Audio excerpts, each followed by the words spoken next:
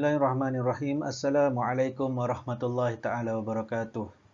Alhamdulillahirabbil alamin wassalatu wassalamu ala asyrafil anbiya'i wal mursalin wa ala alihi wa sahbihi ajma'in. Qala rabbi shrah li sadri wa yassir li amri wahlul 'uqdatam min lisani yafqahu qawli.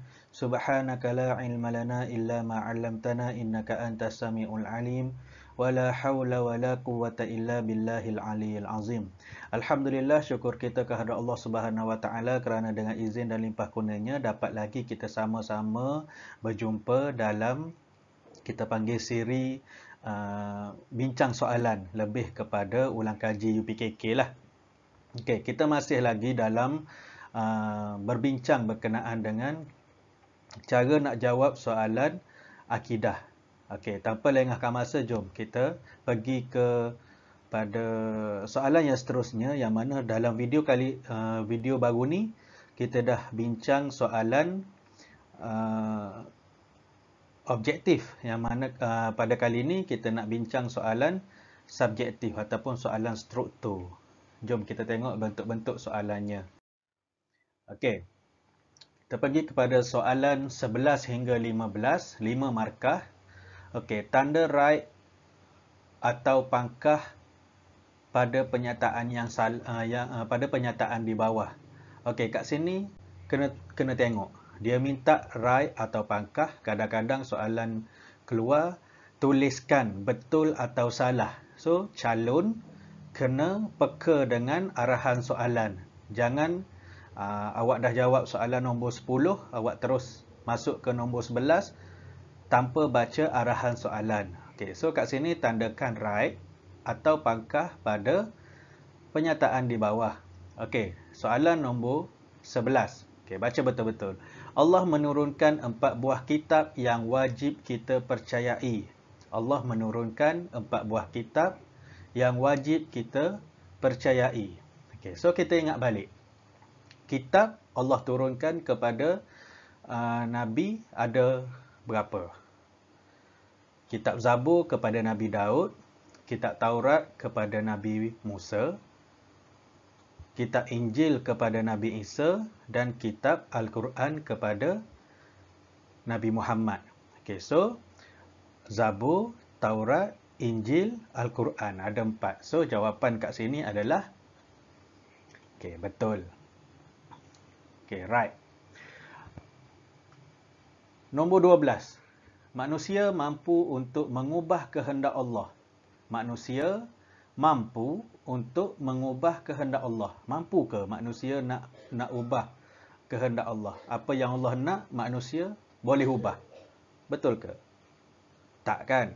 Okey, manusia tidak mampu untuk mengubah kehendak Allah. Okey, so nombor 12 ni jawapannya pangkah salah.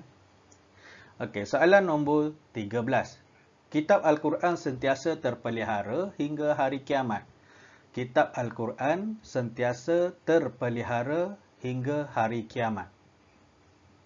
Okey, so betul lah. Kalau kitab Al-Quran ni Allah janji Allah akan jaga sehingga hari kiamat. Tak ada seorang pun yang mampu nak mengubah isi kandungan Al-Quran.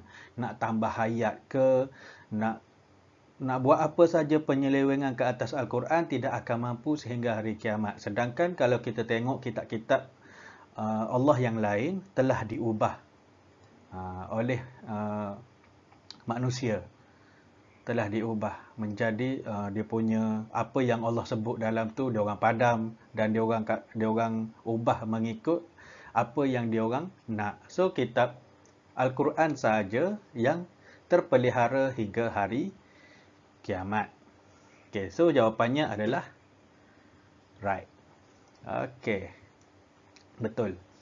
Soalan nombor 14. Tujuan beriman dengan sifat iradah, iman menjadi lemah. Okey, tujuan kita beriman dengan sifat iradah. Iradah maksudnya Allah itu maha berkehendak. Okey, berkehendak. Iman menjadi lemah. Kita dah beriman. Kemudian tujuan dia iman menjadi lemah. Tak betul kan? Okey. Iman menjadi lebih mantap lah, lebih kuat lah sepatutnya. Okey, so jawapan dia pangkah. Okey. Nombor 15. Syariat di dalam Al-Quran adalah untuk seluruh manusia di alam ini. Syariat di dalam Al-Quran adalah untuk seluruh manusia di alam ini. Segala apa yang terkandung dalam Al-Quran itu adalah sebagai panduan, sebagai pedoman untuk semua manusia di alam ini. So, jawapannya adalah okey, betul. Right. Okey, kita pergi ke soalan seterusnya. Soalan 16 hingga 20, 5 markah. Okey. Arahan soalan, garis jawapan yang disediakan dengan betul. Garis jawapan yang disediakan dengan betul. Okey, tengok perkataan garis. So, kita fahamlah maksud garis tu straight line. Garis. Bukannya bulat, bukannya buat corak-corak yang lain, bentuk awan ke, bukan. So, kena gariskan sama ada ianya adalah akibat ataupun hikmah. Okey, so kalau kita tengok pada jawapan, dia nak hikmah ataupun akibat. So, baca betul-betul. Kalau hikmah mesti ayat tersebut adalah ayat yang positif. Maksudnya benda yang baik-baik. Kalau akibat yang negatif. Perkara yang tak baik. Okey, nombor 16. Kita tengok soalan nombor 16. Sentiasa melakukan kebaikan. Sentiasa melakukan kebaikan. Benda baiklah, hikmah. Okey. Kemudian nombor 17. Iman akan bertambah teguh. Iman akan bertambah teguh. Teguh tu maksudnya kuat ke apa ke, kuat, mantap. Okey, itu maksud iman akan bertambah teguh. So, itu adalah perkara yang positif. So, dia adalah hikmah. Okey, nombor 18. Nombor 18, sentiasa melanggar larangan Allah. Sentiasa melanggar larangan Allah. Maksudnya, langgar larangan ni, buat apa yang dilarang lah. Okey, so buat apa yang dilarang ni, perkara yang negatif. So, negatif adalah akibat. Okey, nombor 19. Berusaha untuk mendapatkan rahmat Allah. Berusaha untuk mendapatkan rahmat Allah. Okey, positif ke negatif? Berusaha untuk mendapatkan rahmat Allah. Benda baiklah kan? So, jawapannya adalah hikmah. Okey, nombor 20. Mudah hilang panduan dalam kehidupan. Mudah hilang panduan dalam kehidupan. Hilang panduan dalam hidup. Hidup jadi kucak-kacir. So, benda tu, ataupun ayat yang ke-20 ni adalah ayat yang negatif. So, jawapannya akibat. Okey, selesai. Dia suruh kita pilih sama ada hikmah ataupun akibat. Ingat balik, baca betul-betul, fahamkan ayat tu betul-betul, baru gariskan jawapan yang paling tepat. Okey, soalan yang seterusnya. Okey, soalan 21 hingga 25. 5 markah. Setiap satu soalan 1 markah. Suaikan bahagian alif dengan bahagian ba. Suaikan. Suaikan ni maksud ada juga kadang-kadang soalan dia akan sebut padankan. Suaikan. Bahagian alif dengan bahagian ba. So, kita tengok dalam nombor 21 hingga 25 ni, disebut iradah, jahlun, ilmun, karohah, hayat. Okay, maaf. Nombor 25 tu hayat. Okay, so kita akan pilih, tengok bahagian ba sama ada sifat wajib bagi Allah ataupun sifat mustahil bagi Allah. Okay. So, kita tengok iradah. Apa maksud iradah? Iradah ni maksud dia berkehendak. Okey, berkehendak. Iradah adalah berkehendak tu adalah sifat wajib bagi Allah. Kemudian jahlun. Jahlun tu jahil. Tak tahu. Okey? Ataupun tak ada ilmu, jahlun. So, jahlun sifat mustahil bagi Allah. Mustahil bagi Allah itu bersifat dengan sifat jahlun. So kita sesuaikan jahlun dengan sifat mustahil bagi Allah. Kemudian 23, ilmun. Ilmun, mengetahui ataupun ilmu lah. Ilmun kan. So, ilmun adalah sifat wajib bagi Allah. Okay. Sifat wajib bagi Allah. Kita sesuaikan. Kemudian karahah. Okay, karahah ni sifat mustahil bagi Allah. Kemudian nombor 25, hayat. Hayat, hidup. Hidup sifat wajib bagi Allah. Okey, selesai. Okey. Kita kena pastikan baca betul-betul. Okey, seterusnya soalan 26, 5 markah. Okey, soalan 26 ni dia satu soalan tapi dipecahkan kepada 5 maksudnya 5 kecil lah. Ada nombor 1 Roman, 2 Roman, 3 Roman. Okey, so kelaskan penyataan-penyataan di bawah dengan betul.